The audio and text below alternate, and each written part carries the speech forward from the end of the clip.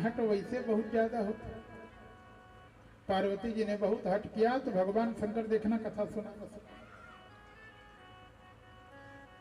तो उस समय आपको बता दें कोई इस कथा का अलग अलग नाम रखा गया था, लेकिन जो इस कथा को लिपिबद्ध किए हैं देवर्षि नारद जी की कृपा से महाराज व्यास जी ने 18,000 श्लोकों में उन्होंने लिपिबद्ध कर दिया, लिख दिया। तो इनको लिखने के बाद लोगों ने पूछा बाबा आपकी कथा को कितने दिन सुनना चाहिए?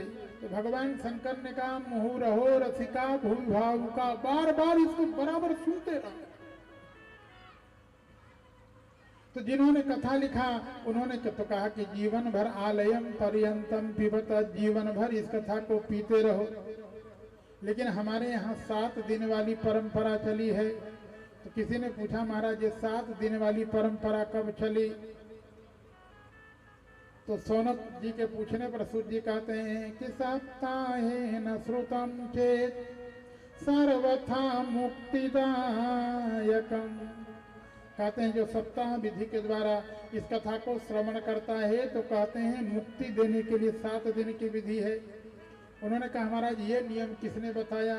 तो कहते हैं कि सनकादि पुरा प्रोक्तम नारदाय दया परे।